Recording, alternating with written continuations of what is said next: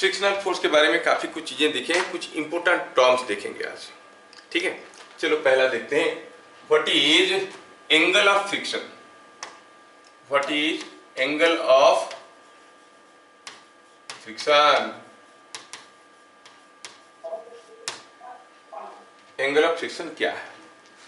देखो, जब कोई बॉडी किसी सरफेस पे स्लाइड कर रहा है, चलिए सोचते हैं कि ये कोई एक सरफेस है। अब इस सरफेस पे कोई एक ब्लॉक स्लाइड कर रहा है, ये ब्लॉक ये स्लाइड कर रहा है। When this block is sliding, मान लो कि ये मूव कर रहा है, ब्लॉक मूव कर रहा है कुछ वेलोसिटी में, क्या बता सकते हो ये सरफेस इस ब्लॉक के ऊपर क्या क्या फोर्स दे रहा होगा? क्योंकि कांटेक्ट में है तो एक नॉर्मल फोर्स तो दे रहा होगा। There must be a normal force acting on it. हाँ, एक नॉर्मल फोर्स तो आ रहा होगा, सबको मालूम है। और क्या फोर्स दे रहा होगा? क्योंकि ये स्लाइड कर रहा है इधर को, तो उसके ऊपर एक फ्रिक्शनल फोर्स भी तो आ रहा होगा। ये ब्लॉक के ऊपर जो दो फोर्स आ रहे हैं, एक हुआ नॉर्मल रिएक्शन, दूसरा हुआ फ्रिक्शनल फोर्स। दोनों फोर्स ब्लॉक के ऊपर आ रहे हैं, कौन दे रहा है? ये सरफेस दे रहा है। This surface is giving two forces on the block. क्या क्या फोर्स? एक नॉर्मल रिएक्शन, दूसरा फ्रिक्शनल फोर्स। क्या है वो फ्रिक्शनल फोर्स? अगर बॉडी स्लाइड कर रहा है तो फ्रिक्शनल फोर्स होता है mu R, you know, limiting frictional force. तो क्योंकि ये बॉडी स्लाइड कर रहा है तो फ्रिक्शनल फोर्स अपनी मैक्सिमम वैल्यू पे है, you call it mu R. तो ब्लॉक के ऊपर अभी दो फोर्स आया, कौन दिया? ये सरफेस दिया। अगर ब्लॉक चुपचाप बैठा होता तो ओनली रिएक्शन फोर्स होता, लेकिन स्लाइड कर रहा है तो ये फोर्स भी आ रहा है। What is the net force exerted by the plane on the block? Plane block के ऊपर दो फोर्स दे रहा है, नेट फोर्स कितना दे रहा है? मतलब इन दोनों का रिजल्टेंट। तो पॉइंट वाइज लिखेंगे। एंगल ऑफ फ्रिक्शन को हम लोग फाई से डिनोट करेंगे। When a block slides on a surface, the surface exerts two forces. The surface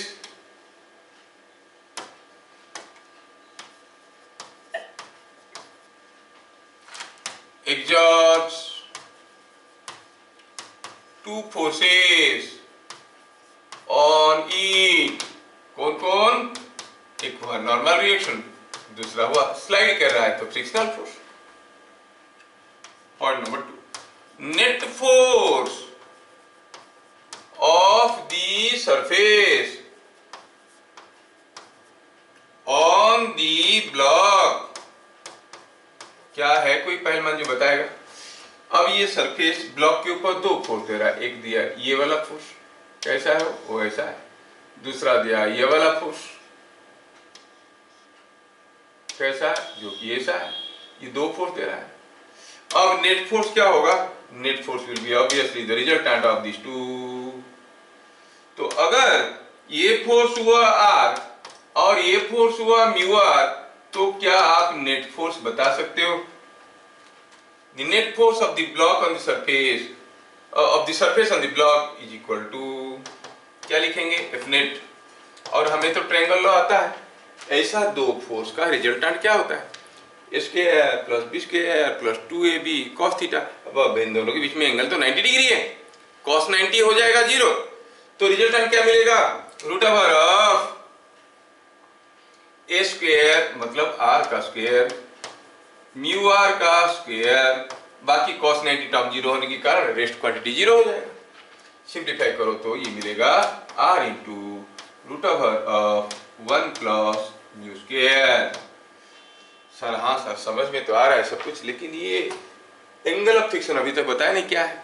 yes, ये जो नेट फोर्स बना और ये जो नॉर्मल रिएक्शन बना, इन दोनों के बीच में जो एंगल है उसको कहते हैं एंगल ऑफ फ्रिक्शन। क्या बात समझ में आया? ये क्या है? Angle of friction. तो पॉइंट नंबर 3 में हम लोग देखेंगे कि the angle between the net reaction force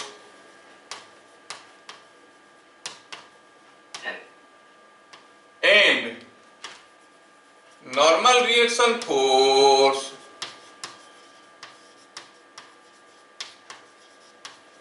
is called angle of friction और कोन एंगल।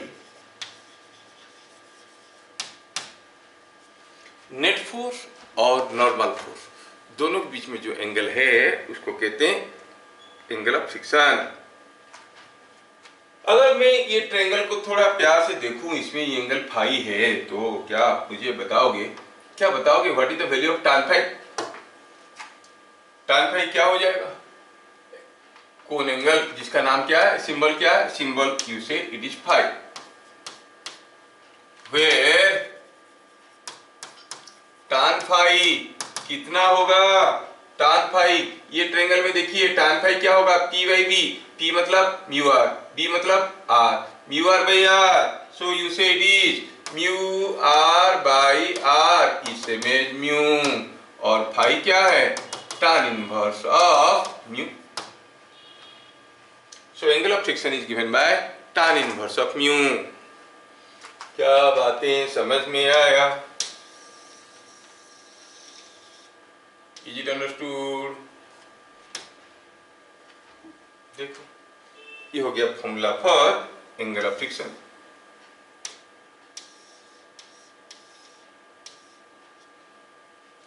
ठीक है, ये हो गया एंगल ऑफ फ्रिक्शन। एक छोटे से क्वेश्चन करते हैं। क्वेश्चन क्या है? ए block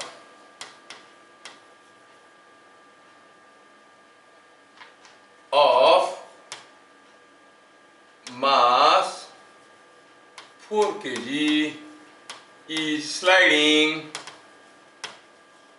on a rough horizontal surface. Rough horizontal surface with mu is equal to 0.75. Find net reaction force between the two surfaces. Net reaction force between the two surfaces, ऐसा पूछा है। ठीक है, net reaction force between the two surfaces पूछा है, तो net reaction force का formula क्या था? दिया है कि कोई ब्लॉक स्लाइड कर रहा है, ये है वो ब्लॉक जो स्लाइड कर रहा है। क्या मास का है? ये 4 kg का है, तो इसका अपना वेट तो होगा 4g, और क्या है? एक रिएक्शन फोर्स भी होगा, क्योंकि स्लाइड कर रहा है कुछ वेलोसिटी में, तो उसके ऊपर एक फ्रिक्शनल फोर्स भी तो होगा, क्योंकि स्लाइड कर रहा है तो फ्रिक्शनल फोर्स होगा म्यू आर। तो आप क्या कहोगे? Here what is R? Upward force equal to downward force. ये ब्लॉक इधर जा रहा है, ऊपर नीचे तो नहीं हो रहा है ना, मतलब इस डायरेक्शन में उसके ऊपर नेट फोर्स 0 है। सो आप कहोगे are is equal to 4g। अच्छा, तो नेट फोर्स क्या हो गया? नेट फोर्स हो गया इट इज 4g, और आप ऐसे कह सकते हो इसका और इसका रिजल्ट है म्यू आर का स्क्वायर प्लस आर का स्क्वायर होल डबल।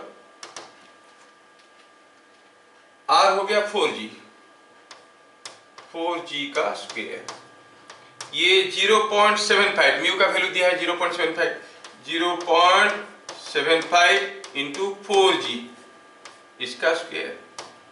क्या आपको समझ में आ रहा है? Are you getting it? 0.75 into 4g कितना होता है?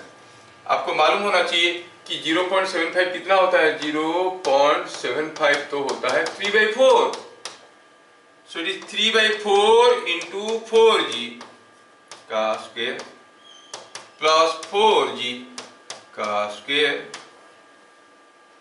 तो कितना हो गया? ये हो गया 4g/4, g इंटू 3 हो गया 3g, 3g मतलब 30, 30 का स्क्वायर 40 का square whole double is 50 Newton.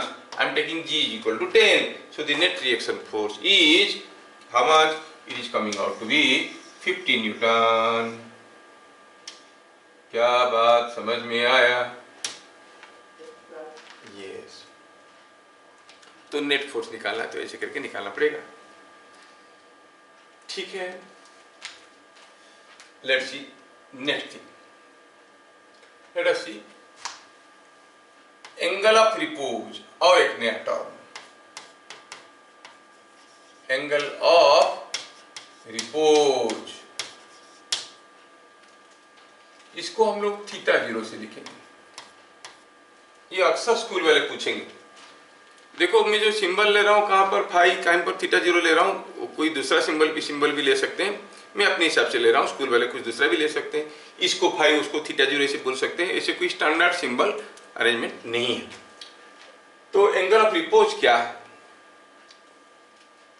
Angle of repose क्या है कि सपोज हम कहेंगे कोई एक ब्लॉक किसी एक सरफेस के ऊपर रखा हुआ है। आई शो यू, ये ब्लॉक इसी सरफेस के ऊपर रखा हुआ है। This block is on the surface. मैं क्या करता हूं, ये सरफेस को धीरे धीरे टेढ़ा करता हूं।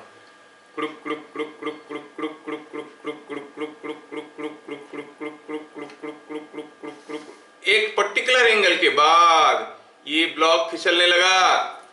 क्या बात समझ में आ रहा है? जिसमें इसको टेढ़ा करने लगा, एक पर्टिकुलर एंगल के बाद ये ब्लॉक फिसलना शुरू किया, उस एंगल को कहते हैं एंगल ऑफ रिपोज। क्या मेरी बात समझ में आया? यस। तो अब एंगल ऑफ रिपोज क्या है पहले लिखते हैं फिर समझाएंगे।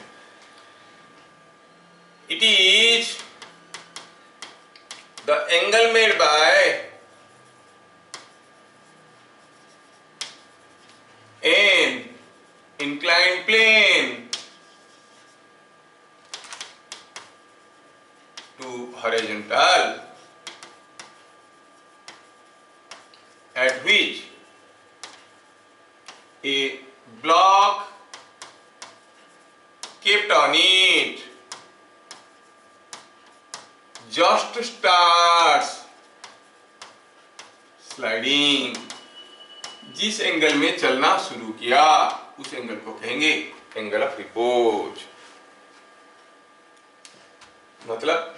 मतलब हुआ ये कि अगर ये कोई एक इंक्लाइन प्लेन है या इसका इंक्लिनेशन थीटा है और यहां पर कोई एक ब्लॉक रखा गया है, अब ये थीटा का वैल्यू अगर थीटा जीरो होगा तो ये ब्लॉक जस्ट चलना शुरू करेगा। That is at theta is equal to theta zero. Theta is equal to मतलब theta is the inclination, theta is equal to theta zero. The block just starts sliding. अब चीज ये है कि ये ब्लॉक चलना क्यों शुरू किया? कोई उसको खींच रहा होगा? नहीं, कौन खींच रहा था? सपोज ये ब्लॉक का मास कुछ m है, तो आपको मालूम है कि जब ये ब्लॉक इस इंक्लाइन प्लेन पे है, ये इसके ऊपर एक फोर्स इधर को आ रहा होगा। क्या मेरे कोई पहलवान बताएंगे ये फोर्स कितना होता है? वेट का ये कंपोनेंट कितना होता है? mg का ये वाला कंपोनेंट कितना होता है जो इसको नीचे खींचने की कोशिश करता है? क्या है वो? mg साइन थीटा, और इसका एक कंपोनेंट ऐसे भी तो रहता है, कितना होता है वो? mg cos थीटा, और इसके ऊपर एक नॉर्मल रिएक्शन होता है और एक फ्रिक्शनल फोर्स भी तो होता है। फ्रिक्शनल फोर्स थोड़ा प्यास लेंगे, फ्रिक्शनल फोर्स भी होता है इसके ऊपर जो कि कुछ ऐसे होता है। और ये block just starts sliding, just चलने वाला है, मतलब फ्रिक्शनल फोर्स कहाँ होगा? मैक्सिमम वैल्यू पे होगा।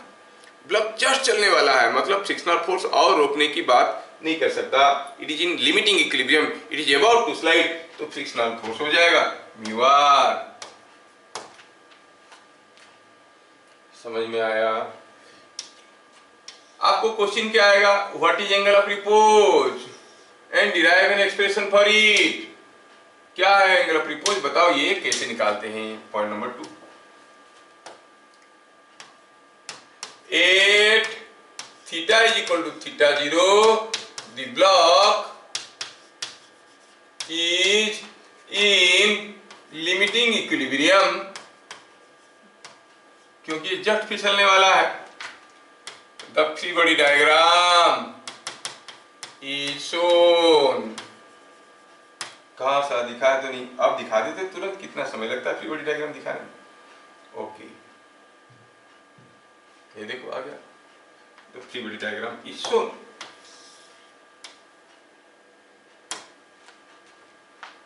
ठीक है, यहां पर mg sin थीटा खींच रहा है और म्यू आर रोकने की कोशिश कर रहा है। जैसे जैसे थीटा को बढ़ाएंगे mg sin थीटा बढ़ेगा, क्योंकि थीटा 0 में थीटा इक्वल टू 0 में sin थीटा 0 होता है। थीटा बढ़ते जाएगा, जब थीटा 90 डिग्री होगा sin थीटा 1 होता है, मतलब थीटा बढ़ने से sin थीटा बढ़ता है। तो जैसे जैसे मैंने एंगल को बढ़ाया mg sin थीटा बढ़ने लगा। जब mg sin थीटा इस लिमिटिंग फ्रिक्शनल फोर्स को ओवरकम कर लिया, जब ये इससे, जब तक ये छोटा था ये बड़ा था, लिमिटिंग फिर बड़ा था, तो लटक था वहां पे। लेकिन जैसे जैसे बढ़ने लगा एक समय आया जब ये इसकी बराबर हो गया। अब ये जस्ट चलने वाला है, थोड़ा सा और ज्यादा करेंगे तो ये इससे ज्यादा हो जाएगा, ये फिसल जाएगा। तो आप क्या कहोगे, in the free body diagram is shown. यहाँ पे इस फ्री बॉडी डायग्राम में अगर मैं अपना एक्स एक्सिस ऐसा लेता हूँ, वाई एक्सिस ऐसा लेता हूँ और ये डंडा को भगा देता हूं, तो मैं कहूंगा sigma F Y is equal to 0। इधर का फोर्स बराबर होना चाहिए, मतलब R is equal to M ji cos theta, है ना। ठीक है, sigma F X is equal to 0। Sir 0 कैसे, बॉडी रेस्ट में है क्या? हाँ, जस्ट फिसलने वाला है, फिसला नहीं है, लिमिटिंग इक्विलिब्रियम पे है। तो सिग्मा एफ एक्स 0 मतलब इधर का फोर्स बराबर होना चाहिए। तो क्या होना चाहिए, इधर का फोर्स है M G sine theta that is equal to mu M G mu R. अब ये एंगल को मैं थीटा 0 लिया हूं, तो ये सारा चीज को मैं थीटा 0 लिखूंगा। ये सब हो गया थीटा 0। क्या मैं समझा पा रहा हूं? अब R का वैल्यू मालूम है, R कितना था, mg cos थीटा 0, और ये mg sin थीटा 0, और यहाँ पर एक तो म्यू था, मैं जो छोड़ दिया हूँ, R के जगह लिख दिया mg cos थीटा 0 और ये म्यू। नाउ mg तो हो गए, cos थीटा 0 को इधर डिवाइड करो, tan theta 0 is equal to mu, और theta 0 is tan inverse of mu. अरे वाह, एंगल ऑफ फ्रिक्शन और एंगल ऑफ रिपोज दोनों बराबर फॉर्मूला आ रहे। कौन एंगल थोड़ी देर पहले निकाला थी, समझ में आया क्या? लेकिन दोनों एग्जैक्टली बराबर नहीं है, थोड़ा सा अंतर है। क्या अंतर है, थोड़ी देर बाद हम लोग देखेंगे। अब थीटा 0 हो गया tan inverse of mu. Theta 0 क्या था, एंगल ऑफ रिपोज।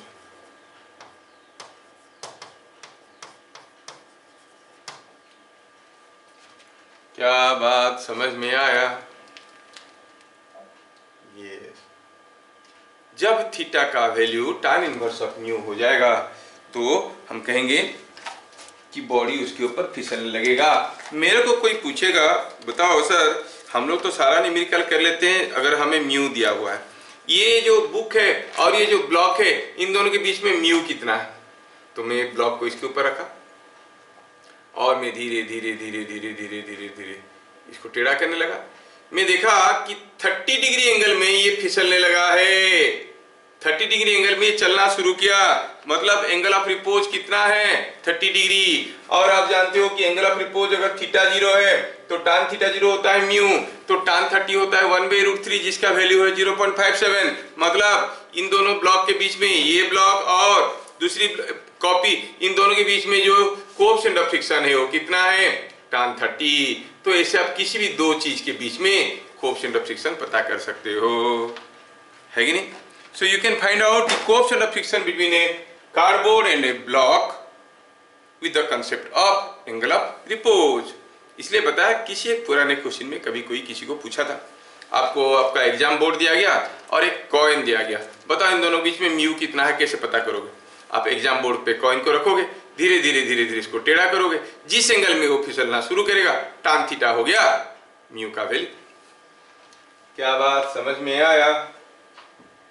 ये अब यहाँ पे कुछ इंपॉर्टेंट चीजें हम लोग देखेंगे।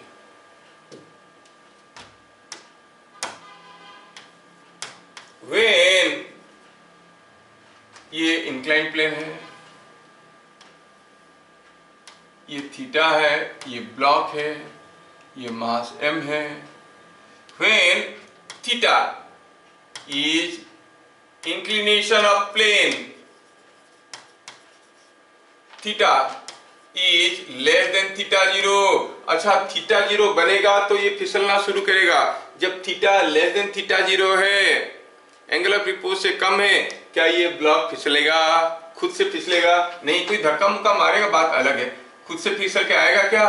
नहीं। मान लो 30 डिग्री एंगल करने से फिसलना शुरू करता है, 20 डिग्री एंगल में तो रेस्ट में रहेगा। So when theta is less then theta zero, the block is at rest. Block कैसा है? रेस्ट में है। अच्छा, रेस्ट में है तो फिर फ्रिक्शनल फोर्स कितना है? फ्रिक्शनल फोर्स कितना है? अभी तो थोड़ी देर पहले हम लोग देखे थे, इसका mg sin थीटा होता था, ये mg cos थीटा होता था, और ये होता था उसका फ्रिक्शनल फोर्स, जो कि कुछ ऐसे होता था, और एक नॉर्मल रिएक्शन होता था, ये होता था नॉर्मल रिएक्शन। अब ये R है, ये mg cos थीटा है, और ये mg sin थीटा है, और ये फ्रिक्शनल फोर्स है। नहीं सर, ये म्यू आर है। नहीं, वो म्यू आर तब होता था जब वो स्लाइड करता था। अब ये रेस्ट में है। जब कोई बॉडी रेस्ट में है, फ्रिक्शनल फोर्स क्या होता है? Frictional force on the block is equal to जो फोर्स उसको स्लाइड करवाने की कोशिश करता है, और अप्लाइड फोर्स। अप्लाइड फोर्स मतलब बता चुके हम, force parallel to the surface of contact. इस सरफेस को पैरेलल होके क्या फोर्स है? mg sin theta. तो mg sin थीटा इसको खींचने की कोशिश कर रहा था, नाकामयाब कोशिश कर रहा था, और ये चल नहीं रहा था, मतलब frictional force must be equal to mg sin theta. समझ में? और वैसे भी बॉडी स्लाइड नहीं कर रहा है, मतलब इधर का फोर्स बराबर होना चाहिए। Frictional force must be equal to mg sin theta. When theta is equal to theta zero, अब थीटा जीरो के बराबर एंगल ऑफ रिपोज है, तो क्या कहेंगे? The block is about to slide. The block is about to slide. Slide करने वाला है और जस्ट चलने वाला है, मतलब नेट फोर्स इसके ऊपर अलोंग द प्लेन जीरो है। अगर और थोड़ा सा भी ज्यादा करेंगे फिसल जाएगा। मतलब फ्रिक्शनल फोर्स और mg sin थीटा दोनों बराबर तो है ही है, लेकिन फ्रिक्शनल फोर्स कितना है? स्लाइड करने वाला है, मतलब म्यू आर मतलब mg cos थीटा। क्या बात समझ में आ रहा है? R is mg cos theta, so frictional force is mu mg cos theta. The body is about to slide, so frictional force क्या हो जाएगा? mu r और mu mg cos theta. Sir कब mu r हो जाता है, कब mg sin theta हो जाता है? अरे जब वो रेस्ट में है, it is same as applied force. जब ये चलने लगा है और चलने वाला है, जस्ट चलने वाला है, तो it is in limiting equilibrium, तो आप कहोगे ये म्यू आर होता है, फ्रिक्शनल फोर्स अपना मैक्सिमम वैल्यू पे होता है, तो हम कहेंगे frictional force is mu M G cos theta. At this condition, जब theta is equal to theta zero हुआ, तो आप कहोगे कि frictional force is mu M G cos theta. Again at theta is equal to theta zero, body just चलने वाला है, क्योंकि फ्रिक्शनल फोर्स और mg sin थीटा एक दूसरे को कैंसिल कर रहे हैं। ये हाल में कोई अगर ये ब्लॉक को थोड़ा सा धक्का मार देगा, थोड़ा सा एक बार इसे ठोक दिया, एक बार ठोक दिया तो क्या हो जाएगा? इसके पास कुछ वेलोसिटी आ जाएगा, लेकिन नेट फोर्स कितना है? जीरो। अगर कोई बॉडी के ऊपर नेट फोर्स जीरो हो तो कांस्टेंट वेलोसिटी में जाएगा, वेलोसिटी विल नॉट चेंज। तो आप कहोगे again at theta equal theta zero, either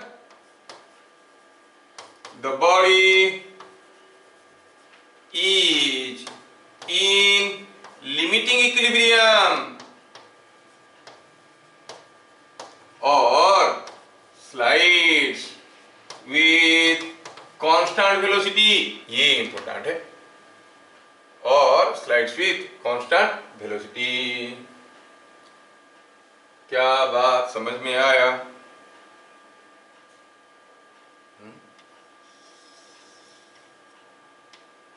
हाँ ना, कुछ तो बोलो। Yes yes yes, with constant velocity.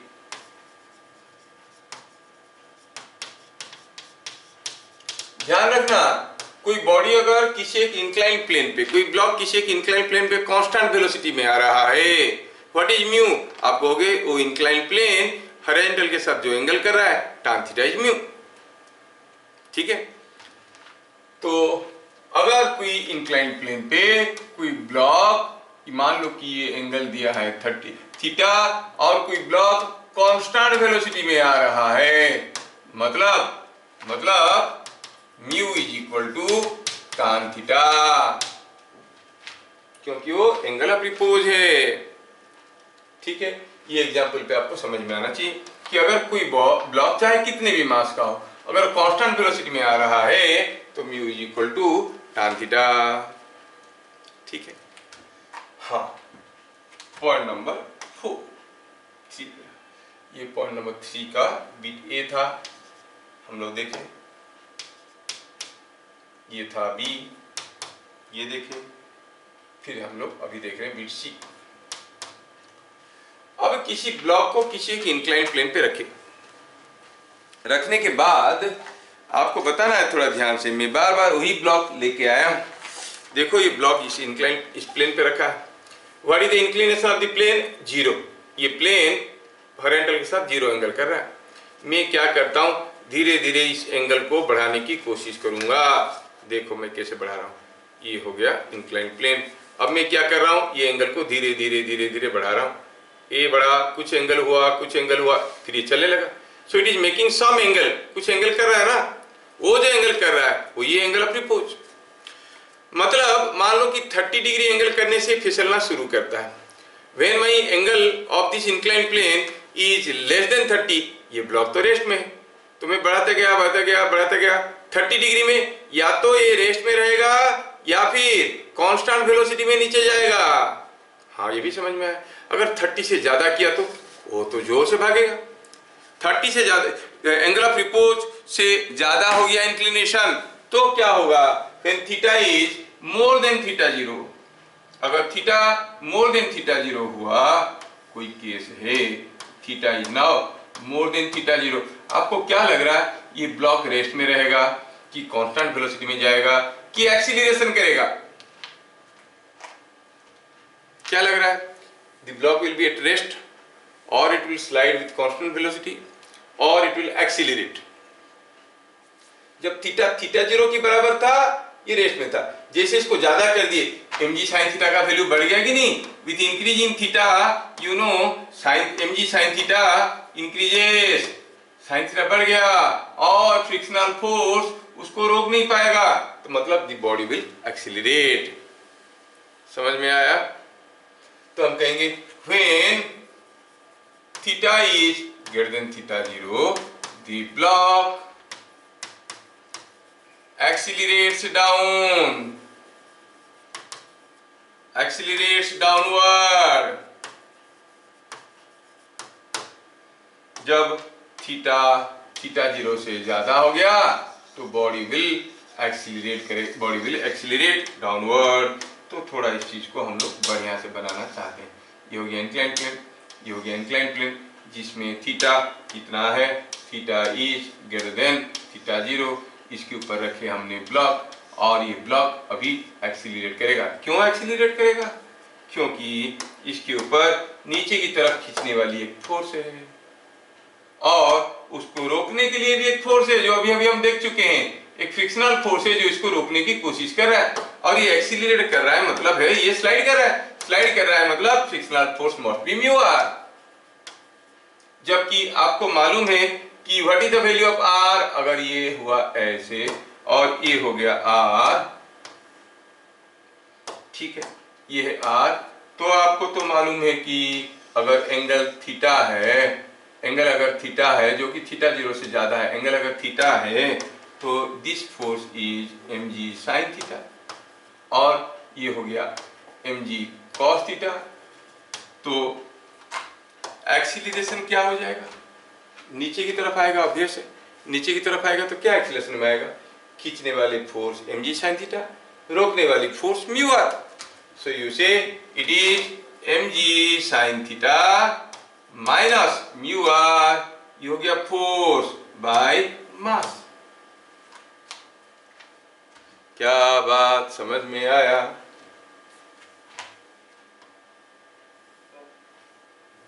आवाज क्यों नहीं आ रहा है बच्चों का?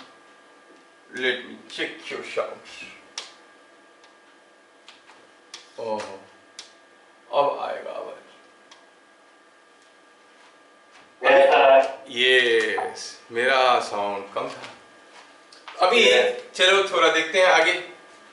एक्सीलरेशन अभी हम देखें कि mg sin theta minus mu into R, R क्या था mg cos theta by m, क्या नीचे वाली ऊपर वालों को खा जाएगा? हाँ खा जाएगा।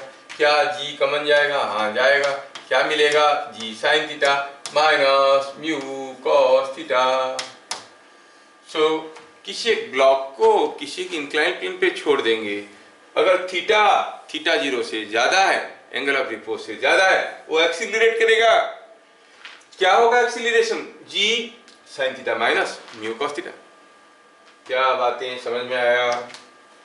yes. ये हो गई एक इंपॉर्टेंट फॉर्मूला, डायरेक्ट क्वेश्चन इसके ऊपर आएंगे, लेकिन कभी कभार इसको लेके थोड़ा टेढ़े मेढ़े चीज भी आते हैं। I want to further differentiate, further इसको थोड़ा एनालिसिस करके इसको एक दूसरा फॉर्म में लाना चाहता हूँ। ये हो गया इक्वेशन 1, जो आपको याद रखना है। What is the acceleration of a body on an inclined plane? You say g sin theta minus mu cos theta. चलो थोड़ा इसको और आगे लेते हैं। g sin थीटा तो sin थीटा है, म्यू क्या है? म्यू इज tan थीटा 0, क्योंकि थीटा 0 इज एंगल ऑफ रिपोज, तो म्यू के जगह tan थीटा 0 लिख सकते हैं इंटू cos थीटा। थोड़ा इसको और सिंप्लीफाई करें तो g sin theta minus sin theta 0 by cos theta 0, मैं एक बढ़िया सा फॉर्म में लाना चाहता हूं, इंटू cos थीटा। अब ये cos थीटा 0 को मल्टीप्लाई करो, it is g cos theta 0 sin theta minus sin theta 0 cos theta whole divided by cos theta 0। और शायद आपको ये ट्रिग्नोमेट्रिक आइडेंटिटी मालूम होगा, sin a cos b minus cos a sin b is equal to sin a minus b, नहीं? तो this comes out to be g sin a minus b theta minus theta 0 whole divided by cos theta 0। थोड़ा मैं जगह बनाता हूं और फिर इसको लिखता हूं।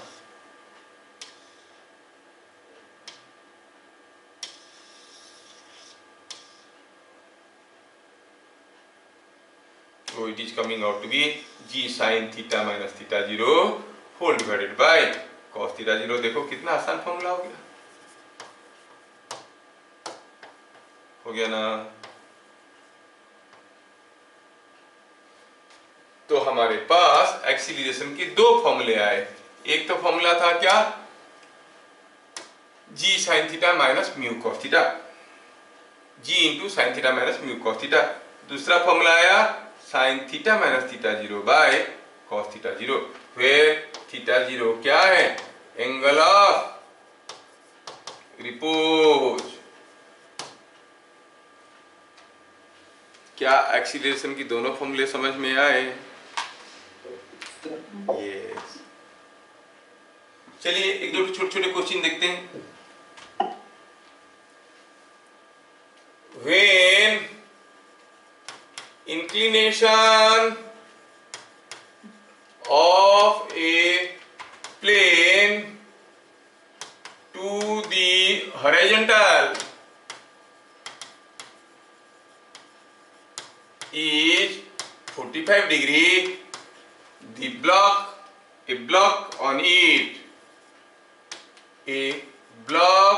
it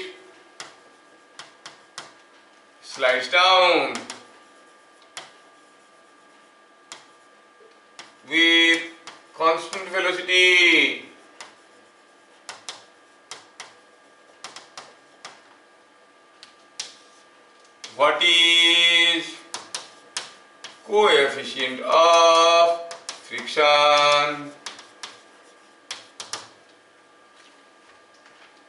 कांस्टेंट वेलोसिटी में आ रहा है जब 45 डिग्री एंगल है, मतलब दिया ऐसा है कि ये एंगल 45 डिग्री है और ये 45 डिग्री एंगल में कोई ब्लॉक जो है वो कांस्टेंट वेलोसिटी में आ रहा है, कांस्टेंट वेलोसिटी में आ रहा है। तो आप क्या कहोगे, here theta zero the angle of repose, angle of repose कितना होना चाहिए, कांस्टेंट वेलोसिटी में आ रहा है, मतलब it is same as 45 degree. जिस एंगल में कोई बॉडी कांस्टेंट वेलोसिटी में स्लाइड करता है या तो कांस्टेंट वेलोसिटी में स्लाइड करता है या फिर जस्ट फिसलने की पोजीशन में आ जाता है, लिमिटिंग इक्विलिब्रियम में आ जाता है, उस एंगल को एंगल ऑफ रिपोज कहते हैं, हम जानते हैं, है ना। तो ये मिल गया theta zero is angle of repose. तो what is mu, tan theta zero, और tan 45 तो सबको मालूम है, ये है 1, सो म्यू इज 1। क्या मैं समझा पाया? Yes, sir. अगला question,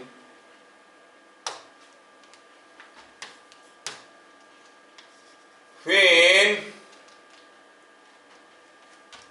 angle of inclination of a plane to horizontal is 30 degree, a block slides down with constant velocity.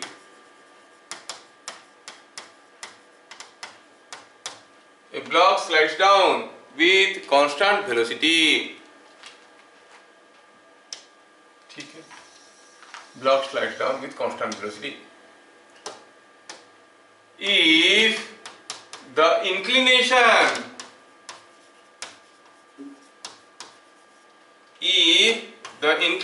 of the plane is made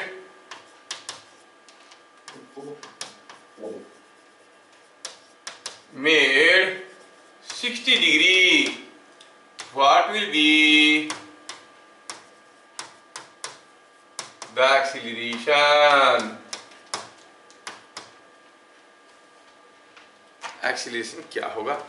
बोल रहा है कि जब 30 डिग्री एंगल किए तो block slides down with constant velocity, मतलब solution में हमें ये समझ में आया कि एंगल ऑफ रिपोज है 30 डिग्री। बोल रहा है कि जब एंगल ऑफ इंक्लिनेशन, ये इंक्लिनेशन एंगल है, ये एंगल जब 30 डिग्री था बॉडी कांस्टेंट वेलोसिटी में आ रहा था, 60 डिग्री कर देंगे तो भाग क्या आएगा, क्या होगा एक्सीलरेशन, ऐसे पूछा है। सो दिया है क्या, थीटा कब, जब 60 डिग्री हो जाएगा तब एक्सीलरेशन क्या होगा, क्या होगा, हमें तो फॉर्मूला मालूम है, g sine theta minus theta zero by so nice of you, 60 माइनस 30 हो गया 30, साइन 30 बाई कॉस 30 हो गया tan 30, it is G by √3 metre per second square. क्या बात समझ में आया? Is it understood?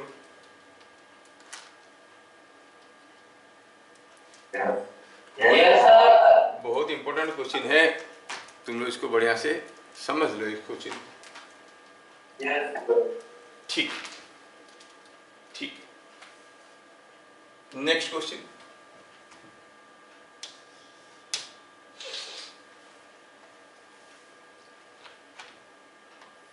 यहां पर कोई एक इंक्लाइन प्लेन है, इंक्लिनेशन 30 डिग्री दिया है, यहाँ पे कोई ब्लॉक रखा हुआ है, ब्लॉक है 4 kg का, और म्यू कितना दिया है, म्यू दिया है 0.8।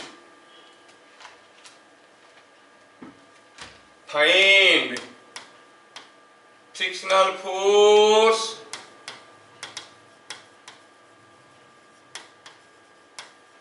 On the block.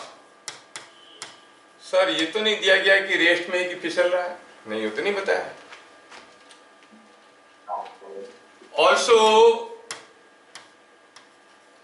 से if the block is at rest और स्लाइडिंग, ये स्लाइड कर रहा है कि रेस्ट में है ये भी बताओ। अरे सर इंक्लाइन प्लेन आपका, ब्लॉक आपका, ये स्लाइड करेगा कि रेस्ट में रहेगा आप ही बताओगे, हम कैसे बताएंगे? आप भी बता सकते हो लुकिंग एट द डाटा। क्या बात समझ में आ रहा है? क्वेश्चन समझ में आया क्या? अच्छा, म्यू का वैल्यू ये दिया है। अच्छा, सॉल्यूशन हियर tan 30 कितना है? tan 30 का वैल्यू है 1/√3, ये 30 डिग्री दिया है जिसका वैल्यू होता है 0.57। मतलब अगर म्यू का वैल्यू 0.57 होता तो इस एंगल पे ये ब्लॉक जस्ट फिसलने वाला होता या फिर कांस्टेंट वेलोसिटी में फिसलता, लेकिन म्यू इससे काफी ज्यादा है कि नहीं? Mu is more than 0.57। अगर म्यू इतना होता, कम होता तो ये फिसलना शुरू करता, लेकिन म्यू तो ज्यादा है। Here mu is more than 0.57 given, क्या दिया है? म्यू दिया है 0.8, मतलब म्यू इज मोर देन 0.57। क्या ये ब्लॉक फिसलेगा कि रेस्ट में रहेगा?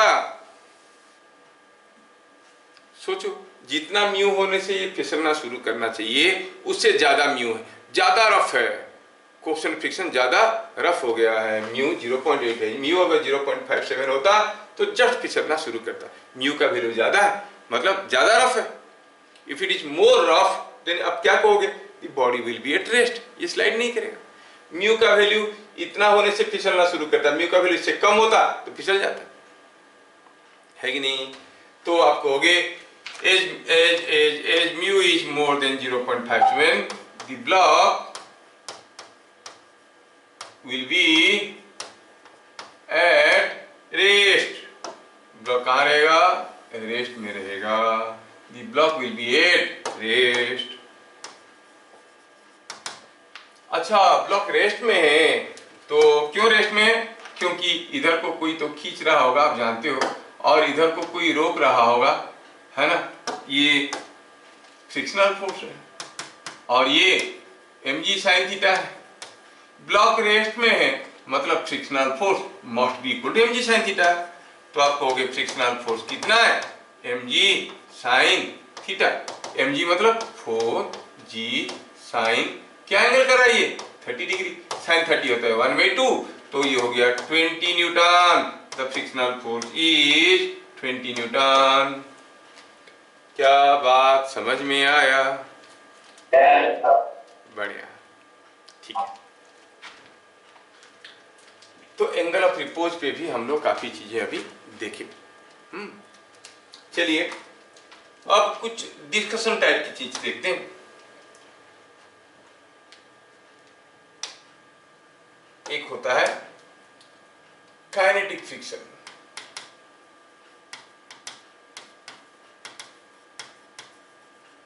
ये क्या है काइनेटिक फ्रिक्शन? देखो, कोई ब्लॉक किसी एक इंक्लाइन प्लेन पे रखा गया है, ये ब्लॉक यहां पर रखा गया है, अब ये ब्लॉक रेस्ट में है। आपको कहा गया कि कुछ करो कि ये ब्लॉक फिसलने लगेगा, नीचे आने लगेगा। आप क्या करोगे? बहुत सारे चॉइस है, आप इसको पकड़ के खींच लोगे या फिर पीछे से पुश कर लोगे। नहीं, छूना मना है। अच्छा, छूना मना है, ठीक है, काम करते हैं, इसमें थोड़ा सा ऑयल डाल देंगे। ऑयल डाल देंगे तो क्या हो जाएगा? लुब्रिकेशन हो जाएगा। लुब्रिकेशन होता है तो क्या होता है? ये जो ब्लॉक और ये जो सरफेस, ये दोनों के बीच में ऑयल आ गया तो इसका मॉलिक्यूल इसके मॉलिक्यूल को और पकड़ नहीं पाएगा, दूर हो गया, फोर्स कम हो गया तो फिसलने लगेगा। This is what is called lubrication. जब कोई चीज को ढकेलने नहीं जाता है, हम उसमें थोड़ा सा ऑयल देते हैं या फिर उसमें बॉल बियरिंग के अरेंजमेंट कर देते हैं, व्हील्स लगा देते हैं, ताकि इसमें फ्रिक्शन कम हो जाएगा और ये आसानी से मूव कर जाएगा। सो जब हम कैरम खेलते हैं, कैरम कुछ देर खेलने के बाद उसमें हम लोग पाउडर डालते हैं, बोरिक पाउडर, ताकि डॉट्स जो है वो आराम से फिसले उसके ऊपर। मतलब कैरम बोर्ड और जो डॉट, दोनों के बीच में पाउडर रह गया तो दोनों के बीच में गैप हो गया, मॉलिक्यूल्स एक दूसरे को पकड़ नहीं पाएंगे, है ना। तो इसको क्या कहते हैं, लुब्रिकेशन, ड्राई लुब्रिकेशन। हम लोग ग्रीज यूज करते हैं, तेल यूज करते हैं, पाउडर यूज करते हैं, क्या करने के लिए, लुब्रिकेशन करने के लिए। अच्छा, तो हुआ यूं कि ये ब्लॉक को हमें नीचे फिसलाना था, हमें टच करने के लिए अलाउड नहीं है, पुल नहीं कर सकते, पुश नहीं कर सकते, तेल नहीं डाल सकते। और क्या करेंगे कि नीचे जाएगा, you are not allowed to lubricate, आप उसको लुब्रिकेट नहीं कर सकते हो, तेल नहीं डाल सकते हो। आप क्या करेंगे, तब भी एक तरीका है, आप एक हथौड़ा लेके जाओ, हथौड़े में ब्लॉक को छूने की कोई जरूरत नहीं, ये जो इंक्लाइन प्लेन है इसको मारो, टक टक टक टक टक टक, तो क्या देखोगे, ये धीरे धीरे धीरे धीरे फिसलने लगा है। क्या ऐसा एक्सपीरियंस आपके पास है? हाँ, क्या हुआ, जब हमने इसको मारा तो इसमें एक वाइब्रेशन हुआ, वाइब्रेशन के कारण ये ब्लॉक अपनी जगह से थोड़ा गुदगुद गुदगुद गुदगुद गुदगुद जंप करने लगा। जब वो जंप करने लगा, दो सरफेस की जो मॉलिक्यूल्स है उनके बीच में डिस्टेंस बढ़ने लगा, तो एक दूसरे को पकड़ नहीं पाए और ये धीरे धीरे धीरे धीरे फिसलने लगे। तो ये वाइब्रेशन होने से ये फ्रिक्शनल फोर्स थोड़ा सा कम हो जाता है, the electromagnetic force which was because of the mutual attraction of the molecules of the two surfaces, it reduces because of the average increase in space between the two molecules. तो जब भी हम कोई बॉडी को slide करवाते हैं, कोई देखोगे कोई बॉडी अगर स्लाइड कर रहा है उसको छुओगे, या फिर कोई अगर मान लो टेबल को आप ढकेल के ले रहे हो, हाँ, और टेबल के ऊपर डॉस्ट पार्टिकल्स पड़े हुए हैं, क्या आप देखते हो कि वो डॉस्ट पार्टिकल्स टेबल के ऊपर जंप करते रहते हैं जब टेबल को ढकेल के ले रहे हो? हाँ, क्यों जंप करते हैं? क्योंकि वाइब्रेशंस प्रोड्यूस होता है। तो जब भी कोई बॉडी स्लाइड करता है उसमें वाइब्रेशंस प्रोड्यूस होते हैं, वाइब्रेशन प्रोड्यूस होने से आप कहोगे फ्रिक्शनल फोर्स थोड़ा सा कम हो जाता है। फ्रिक्शनल फोर्स जो थोड़ा सा कम हो जाता है उसको हम लोग कैसे समझाते हैं? हम कहते हैं कि म्यू कम हो गया, क्योंकि म्यू जितना ज्यादा है उतना रफ होता है, म्यू कम हो गया। वो जो घट गया जो म्यू का वैल्यू, एक नया छोटा सा म्यू का वैल्यू आ गया, उसको क्या कहते हैं? Coefficient of kinetic friction. अब तक क्या बोल रहे थे? Coefficient of friction. अब क्या बोल रहे हैं? Coefficient of kinetic friction. तो पहला वाला क्या था? वो था कोएफिशिएंट ऑफ स्टैटिक फ्रिक्शन। कोई बॉडी अगर रेस्ट में है, स्लाइड नहीं कर रहा है, तो उसकी दोनों सरफेस के बीच में जो कोएफिशिएंट ऑफ फ्रिक्शन है उसको कहते हैं कोएफिशिएंट ऑफ स्टैटिक फ्रिक्शन। कोई बॉडी स्लाइड कर रहा है, उसमें वाइब्रेशंस हो रहे हैं, तो उस दो सरफेस के बीच में जो कोएफिशिएंट ऑफ फ्रिक्शन है उसको कहते हैं कोएफिशिएंट ऑफ काइनेटिक फ्रिक्शन। समझ में आया? काइनेटिक फ्रिक्शन के बारे में समझेंगे। When a body is at rest, a body is at rest, the coefficient of friction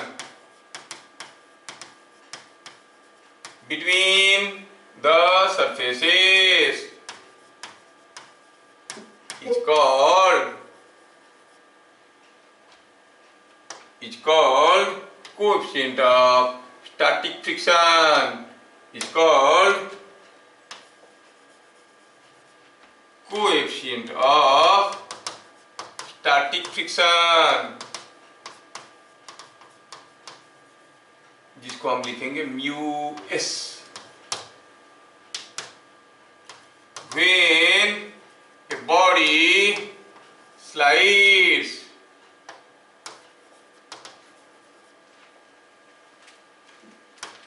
the coefficient of friction is called coefficient of kinetic friction,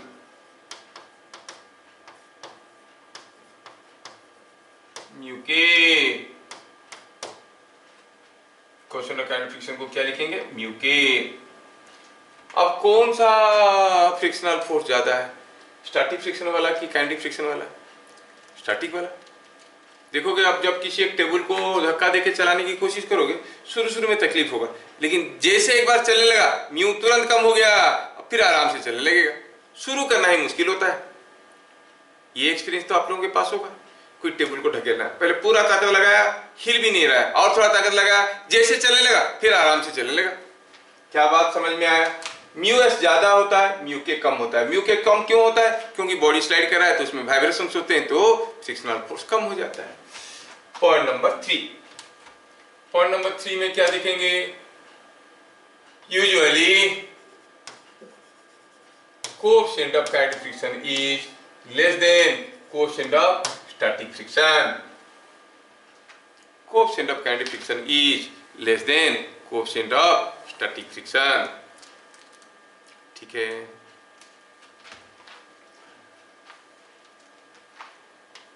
तो कोई body अगर स्लाइड कर रहा है तो हम म्यू का वैल्यू क्या लेंगे? म्यू के अगर दिया होगा, कोई क्वेश्चन में दिया है म्यू के इतना है, म्यू एस इतना है, तो अगर बॉडी स्लाइड कर रहा है तो हम लेंगे म्यू के, रेस्ट में तो लेंगे mu S. Coefficient of static friction, coefficient of kinetic friction हमें समझ में आया। पॉइंट नंबर 4 में हम बताना चाहते हैं ये कि अगर हम प्लॉट करना चाहेंगे variation of frictional force with applied force, variation of frictional force with applied force. यहाँ पर कोई एक ब्लॉक रखा हुआ है और इस ब्लॉक को आपने कोई फोर्स देके पुश कर रहे हो और उसके नीचे फ्रिक्शनल फोर्स डेवलप हो रहा है। शुरू में जब अप्लाइड फोर्स 0 था तो ये ब्लॉक रेस्ट में था, तो फ्रिक्शनल फोर्स भी 0 था। मतलब जब अप्लाइड फोर्स 0 है, फ्रिक्शनल फोर्स भी 0 है। थोड़ा सा बढ़िया से समझने की कोशिश करना मेरे भाई, ये डायग्राम ड्रॉ करने के लिए आता है। तो हुआ क्या, जैसे हम कहेंगे कि ये फिक्स अप्लाइड फोर्स 0 था, फ्रिक्शनल फोर्स 0 था, मैंने दिया 1 न्यूटन, ये चला नहीं, मतलब फ्रिक्शनल फोर्स भी 1 न्यूटन, ये हुआ 1 तो ये हुआ 1, तो पॉइंट आया यहाँ पे। ये जब किए 2 न्यूटन, ये बन गया 2 न्यूटन, ये 2 हुआ तो ये 2 हुआ, ये बन गया ये। मतलब जैसे जैसे अप्लाइड फोर्स बढ़ने लगा, फ्रिक्शनल फोर्स बढ़ने लगा, बढ़ने लगा, बढ़ने लगा, बढ़ने लगा, बढ़ने लगा। कब तक? जब तक फ्रिक्शनल फोर्स अपना मैक्सिमम वैल्यू पे नहीं पहुंच जाता है। मैक्सिमम वैल्यू इसका कितना है? You say the maximum value of frictional force is mu S into R. Mu S into R, mu s मतलब coefficient of static friction into R. तो ये बढ़ने लगा।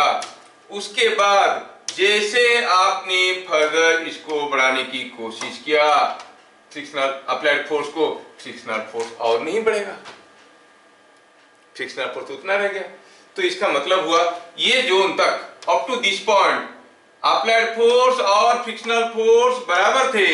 ये जोन में अप्लाइड फोर्स और फ्रिक्शनल फोर्स बराबर थे। ये जितना था ये उतना ही था, मतलब ये एंगल 45 डिग्री था। ये जितना था ये उतना ही था, ये जितना था ये उतना ही था, दोनों बराबर थे, तो ये 45 डिग्री एंगल में था। जब applied force limiting frictional force से ज्यादा हो गया, अब फ्रिक्शनल फोर्स बढ़ते बढ़ते क्या हो गया? Mu S into R. अब अप्लाइड फोर्स को फर्दर बढ़ाएंगे, अब फ्रिक्शन रोक नहीं पाएगा, तो होना क्या चाहिए? होना ये चाहिए कि ये जो ब्लॉक है, अब ये ब्लॉक चलने लगेगा, फ्रिक्शनल फोर्स कांस्टेंट रह जाएगा, अप्लाइड फोर्स बढ़ जाएगा। होना चाहिए ऐसे, अप्लाइड फोर्स को फर्दर बढ़ाओ, फ्रिक्शनल फोर्स और नहीं बढ़ने वाला। लेकिन हो क्या रहा है कि जैसे applied force limiting frictional force से ज्यादा हो गया तो बॉडी चलने लगेगा। चलने लगेगा तो म्यू का वैल्यू थोड़ा सा कम हो जाएगा, क्योंकि वो स्लाइड कर रहा है। म्यू का वैल्यू थोड़ा सा कम हो जाएगा, मतलब क्या हो जाएगा? कोएफिशिएंट ऑफ काइनेटिक फ्रिक्शन आ जाएगा खेल में, तो ये म्यू का वैल्यू थोड़ा सा कम हो गया और उसके बाद ऐसे चलने लगे। Are you getting? And this value of mu is called क्या? इसको कहते हैं कोएफिशिएंट ऑफ काइनेटिक फ्रिक्शन। तो ये लेवल पे जो फ्रिक्शनल फोर्स होगा वो फ्रिक्शनल फोर्स कितना होगा? This frictional force will B mu K into are. ये था म्यू एस इंटू आर, ये कितना हो जाएगा? This will be mu K into R. तो डायग्राम कुछ ऐसा जाएगा। ये जोन में आपको मिला, ये जोन में क्या मिला? Applied force equal frictional force. ये जोन में applied force is more than the frictional force, और यहां पर बॉडी रेस्ट में था, लेकिन यहां पर बॉडी स्लाइड करने लगा है क्योंकि अप्लाइड फोर्स ज्यादा हो गया है, तो आप कहोगे बॉडी एक्सीलरेट्स। ये जोन में बॉडी एक्सीलरेट कर रहा है, बॉडी एक्सीलरेट्स। थोड़ा सा इसको ऐसा लिख देते हैं यहाँ। यस, ये जोन में बॉडी एक्सीलरेट कर रहा है। क्या बात समझ में आया? They will ask you to draw the variation of frictional force with applied force। तो आपको ये डायग्राम ड्रॉ करना, ये सारा चीज दिखाना कि ये रेस्ट में, ये एक्सीलरेट कर रहा है, ये थोड़ा सा गंदा दिख रहा है, थोड़ा सा जगह नहीं हो रहा ना, इसलिए इसको थोड़ा सजा के यहाँ पे ले आता हूँ। यस,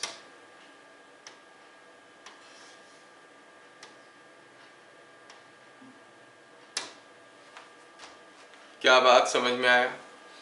तो ये जोन में बॉडी एक्सीलरेट कर रहा है, ये जोन में बॉडी रेस्ट में है, एक्सीलरेट कर रहा है, तो इसको नीचे ही लिखेंगे, सुंदर दिखेगा। ये हो गया एक्सीलरेट। समझ में आया? Variation of frictional force which applied force. Yes, ठीक है। कुछ स्मार्ट क्वेश्चन भी वो लोग पूछते हैं, तो चलो देखते हैं question.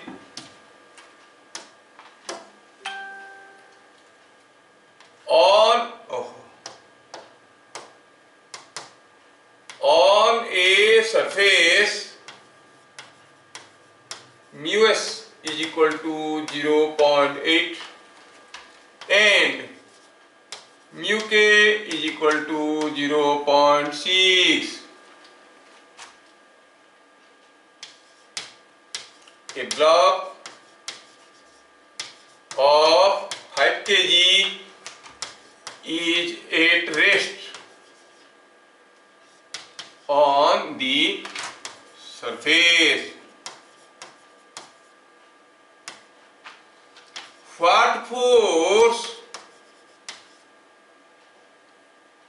on the horizontal surface? On the horizontal surface. What force is required to just move the block?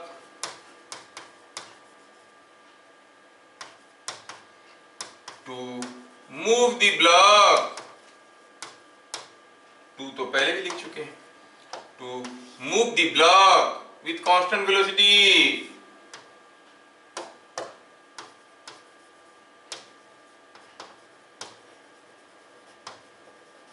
constant velocity।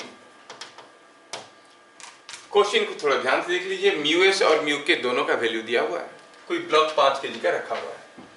Let us go for the solution. यहां पर कोई एक ब्लॉक है। अब ये जो ब्लॉक है, ये ब्लॉक कुछ ऐसा है 5 kg का, और ये ब्लॉक बड़ा रंगीला है, देखो रेड रेड है। यस, पूछा है क्या फोर्स चाहिए इसको मूव करवाने के लिए। बिट नंबर ए में क्या दिया है? तो जस्ट मूव द ब्लॉक। कितना फोर्स लगाएंगे कि जस्ट चलना शुरू करेगा? हम कहेंगे व्हाट हॉरिजॉन्टल फोर्स। थोड़ा सा यहाँ पे लिख देते हैं, व्हाट हॉरिजॉन्टल फोर्स। कोई पकड़ लेगा, बोलेगा सर गड़बड़ हो गया, तो सतर्क रहने के लिए लिख दिए what horizontal force is required. Horizontal, what horizontal force is required to, पहला बिट में क्या पूछा है? To just move the block. पूछा है कितना फोर्स लगाएंगे कि जस्ट चलना शुरू करेगा। कितना फोर्स लगाएंगे कि ये जस्ट चलना शुरू करेगा। ठीक है, ब्लॉक का अपना वेट है mg और उसके ऊपर नॉर्मल रिएक्शन है, और ये ऐसा होगा फॉर जस्ट मूविंग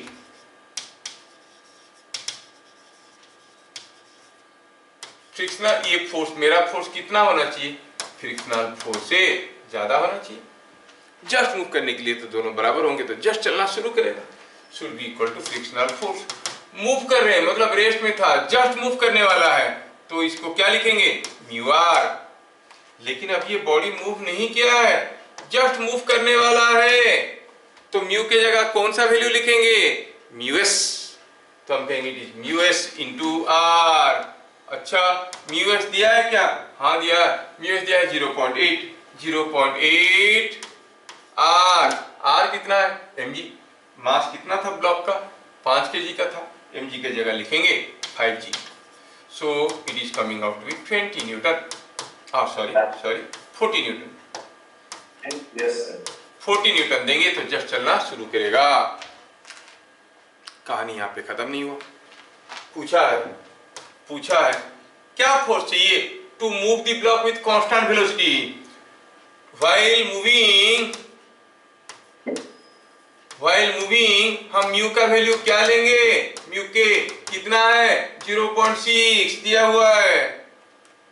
तो कांस्टेंट वेलोसिटी में जाने के लिए, कांस्टेंट वेलोसिटी में जा रहा है कोई बॉडी कांस्टेंट वेलोसिटी में जा रहा है, मतलब उसका एक्सीलरेशन 0 है, मतलब नेट फोर्स 0 है फॉर कांस्टेंट वेलोसिटी मोशन। आप कहोगे एक्सीलरेशन 0 है तो नेट फोर्स 0 है, मतलब F minus F F is equal to 0 है, और F कितना है, F is equal to frictional force, F is equal to frictional force. This implies F is equal to frictional force, और frictional force क्या है, mu into are. लेकिन ये तो स्लाइड कर रहा है, म्यू इंटू आर, ठीक है, म्यू का कौन सा वैल्यू लेंगे, म्यू एस की म्यू के, स्लाइड कर म्यू के इंटू आर। हाँ, म्यू के 0.6 है और आर है 5g मतलब 50, so it is equal to 30 newton. देखो, चलाना शुरू करने के लिए 40 न्यूटन चाहिए, चलाए रखने के लिए 30 न्यूटन चाहिए। This experience you must be having. क्या बातें समझ में आया? हाँ, तो यहाँ पे फ्रिक्शन का नेसेसरी थ्योरी खत्म हो जाता है। नेसेसरी थ्योरी यहाँ पर फ्रिक्शन का खत्म हो जाता है। मैं थोड़ा इसको ऐसे लिख रहा हूँ ताकि आपको दिखेगा बढ़िया से। तो मिला frictional force is equal to mu K into R. इसका मतलब हुआ frictional force is equal to mu K into R 30 Newton.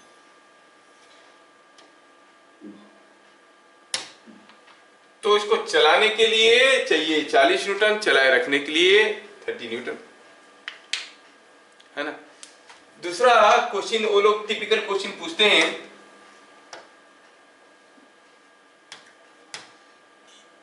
with increase in area of contact,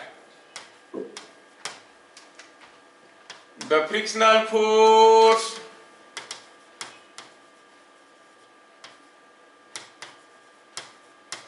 increases or decreases। कोई बॉडी है, इसको अगर हम ऐसे रखेंगे, इस बॉडी को किसी एक सरफेस पे अगर हम ऐसे रखेंगे, या फिर इस बॉडी को इस सरफेस पे हम ऐसे रखेंगे, एक केस में ज्यादा एरिया कांटेक्ट में है, दूसरे केस में कम एरिया कांटेक्ट में है, और आपको पूछा गया कि कौन सा केस में ज्यादा फ्रिक्शनल फोर्स होगा इसको चलाने के लिए। ऐसे चलाएंगे तो ज्यादा फ्रिक्शन होगा कि ऐसे चलाएंगे तो ज्यादा फ्रिक्शन होगा? चलेगा मतलब फ्रिक्शनल फोर्स क्या होगा, म्यू आर, है ना। आप एकदम सही बता रहे हो, ये m है, ये m है, तो इस केस में r कितना है भैया, mg, और इस केस में r कितना है, वही mg। तो यहाँ पर फ्रिक्शनल फोर्स होगा म्यू r और म्यू mg, यहाँ पर भी होगा mu r, that is mu mg। कहने का मतलब है ज्यादा एरिया कांटेक्ट में रहने से ज्यादा फ्रिक्शनल फोर्स नहीं होता है। तो आप कहोगे same in both case, the magnitude of frictional force does not depend upon the magnitude of area of contact. क्या लिखना है, magnitude of frictional force does not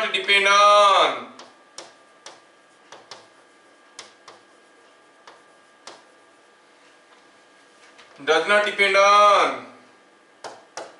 magnitude of area of contact। Area of contact के ऊपर depend नहीं करता है, it depends upon the nature of the area of contact. Nature, area कौन सा मटेरियल का बना है उसके ऊपर डिपेंड करता है। क्या मैं समझा पाया? आखिरी थोड़ा डिफिकल्ट है लेकिन क्या करें, करना पड़ता है। आखिरी क्वेश्चन है, ये कोई टेबल है और ये टेबल पे कोई एक चेन रखा हुआ है, ये एक चेन है,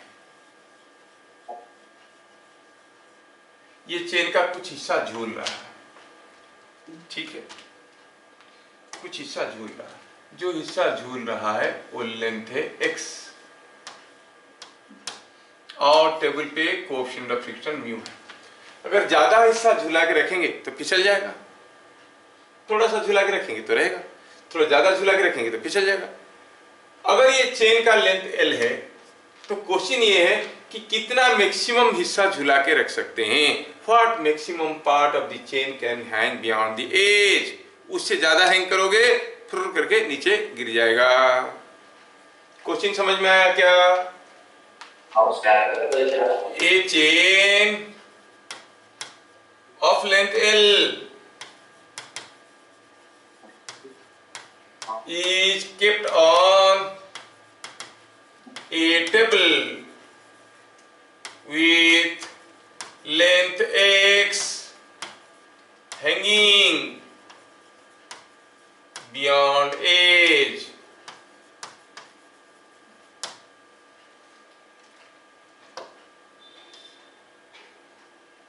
as shown।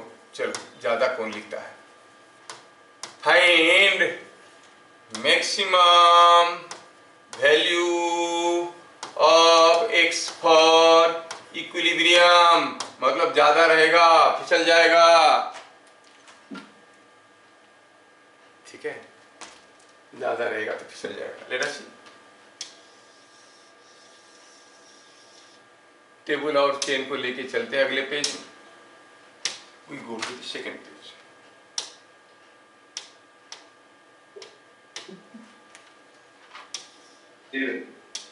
हो गया? देखो कैसे सॉल्व करता हूं। Let m is mass of chain,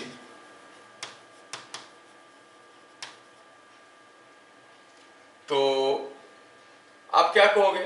mass of hanging part है, कोई बताएगा? अगर पूरा चेन का मास m है तो mass of the hanging part कितना होगा, कौन बताएगा? अरे l लेंथ का मास m है, यूनिट लेंथ का m/l, और ये झूल रहा है x लेंथ, इसका मास क्या होगा? x। This is mass of the hanging part. Mass on table, कोई बताएगा? मास ऑन टेबल कितना होगा? मास per unit length, l length का मास है m, तो मास पर यूनिट लेंथ हो गया m/l। ये लेंथ कितना है? पूरा लेंथ l है, तो ये लेंथ तो l-x है, सो इनटू l-x।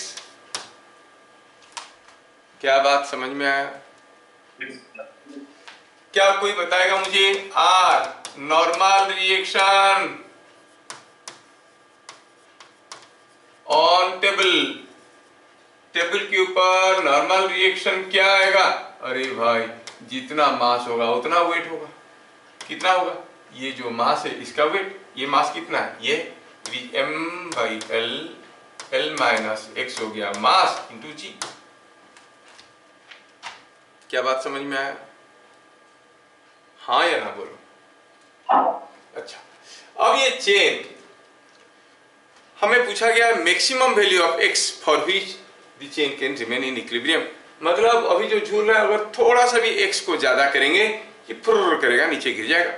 मतलब ये जस्ट फिसलने वाला है, जस्ट फिसलने वाला है, मतलब frictional force must B at its maximum value. तो क्या लिखेंगे? अच्छा वेट ऑफ हैंगिंग पार्ट, जो पार्ट झूल रहा है उसका वेट कितना होगा? इसका मास इंटू जी। इसका मास क्या है? ये है, so it is m by L into X into g. अब सोचो, as the chain is in limiting equilibrium, chain limiting equilibrium में है। कैसे पता चला सर? अरे बोल रहा है कि maximum value of x for equilibrium, x अगर थोड़ा सा भी ज्यादा हो जाएगा फिसल जाएगा, मतलब ये जस्ट फिसलने वाला है। Chain is in limiting equilibrium, तो चेन को कौन गिराने की कोशिश कर रहा है? इसका वेट। कौन रोकने की कोशिश कर रहा है? फ्रिक्शन। फ्रिक्शन रोकने की कोशिश कर रहा है, वेट गिराने की कोशिश कर रहा है। लिमिटिंग इक्विलिब्रियम है, मतलब गिराने वाली force must be equal to रोकने वाली फोर्स। यही तो झूल रहा है, वही तो खींच के गिरा रहा है। यस, तो आप क्या कहोगे? आप कहोगे a the chain is in limiting equilibrium, weight of hanging part is equal to limiting frictional force. Weight of the hanging part अभी हम लोग निकाले m by l x into g, देखो ये, और लिमिटिंग फ्रिक्शनल फोर्स क्या है? Mu into r, so it is mu into r, that is mu into m by l into l minus x into g। ये था कहां? ये जो m by l है, आप जिस m by l को देख रहे हो ये तो दोनों तरफ से गया, और ये g किसका? आपका क्या मिला आपको? You find x is equal to mu into l minus x। यहां से x का वैल्यू निकालना है, कर सकते हो। सिंप्लीफाई करें, ये x है और इधर ये माइनस म्यू एक्स इधर ले आओ, प्लस म्यू एक्स है is equal to mu L, और इसमें से x कॉमन ले लो, रह गया 1 प्लस म्यू, डिवाइड कर दो, it is mu L by 1 plus mu. So the maximum length that can hang beyond the edge is this. इससे ज्यादा झुला के रखोगे तो ये गिर जाएगा। ये क्या बातें समझ में आया?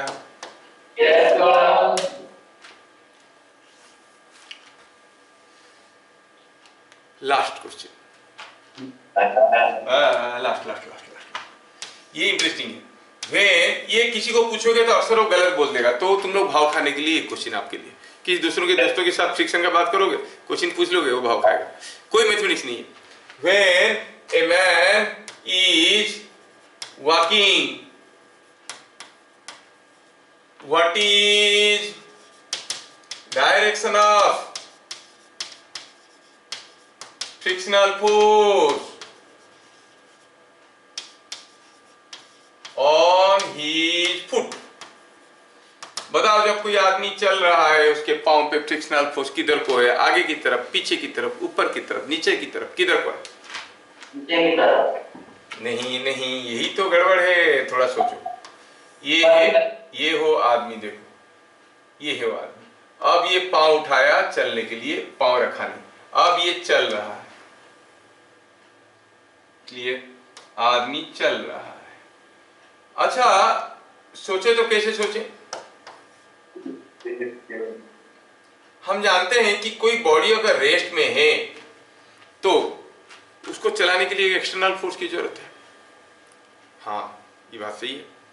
कोई बॉडी अगर रेस्ट में है और उसके ऊपर अगर एक्सटर्नल फोर्स आया तो ऑब्वियसली वो उस फोर्स की डायरेक्शन में जाएगा। कोई चीज रखा हुआ था, आप इधर को फोड़ते हो तो इधर जाएगा, इधर को फोड़ते हो तो इधर को जाएगा। अब ये आदमी खड़ा था, मैं यहाँ पे खड़ा था, मैं चलने लगा, तो मेरे ऊपर कोई एक्सटर्नल फोर्स होना जरूरी है। ये आदमी के ऊपर क्या क्या फोर्स है? एक तो उसका वेट है, वेट ही थे नहीं, इसके ऊपर उसका वेट है, आदमी को थोड़ा दमदार बनाते हैं। ये आदमी है, देखो बाइसेप निकाला हुआ, ये हो गया फोर्स। एक तो हो गया उसका वेट, और उसके ऊपर एक नॉर्मल रिएक्शन भी तो आ रहा होगा। लेकिन अगर कोई आदमी रेस्ट में, उसके ऊपर अगर ऐसे ऐसे फोर्सेस आया mg एंड r, वो तो जा रहा है आगे की तरफ, मतलब ये दोनों फोर्सेस के चलते नहीं जा रहा है। So is moving because of another external force. तीसरा फोर्स क्या है? Frictional force. सोचो तो, ये आदमी के ऊपर फ्रिक्शनल फोर्स किस डायरेक्शन में होना चाहिए कि आगे की तरफ जाएगा? क्योंकि न्यूटन्स फर्स्ट लॉ कहता है कि जब तक एक्सटर्नल फोर्स आएगा वो मूव नहीं करेगा। सेकंड लॉ कहता है कि फोर्स आएगा तो फोर्स की डायरेक्शन में मूव करेगा। तो पक्का ये आदमी अगर इधर चलने लगा है तो उसके ऊपर जो फ्रिक्शनल फोर्स है, वो फ्रिक्शनल फोर्स पक्का कुछ इस डायरेक्शन में होगा। ध्यान रखना है, बड़ा इंटरेस्टिंग है। When a man is walking, frictional force is in the forward direction, आगे की तरफ। बढ़िया है। चलिए, विश यू ऑल हैप्पी धनु यात्रा, एंजॉय। फिर मिलेंगे अगले क्लास। अगले क्लास हम लोग नया चैप्टर स्टार्ट करेंगे, कोशिश करेंगे करने के लिए वर्क एनर्जी पावर। ठीक है, फिर मिलेंगे अगले क्लास। तब तक के लिए जय हिंद।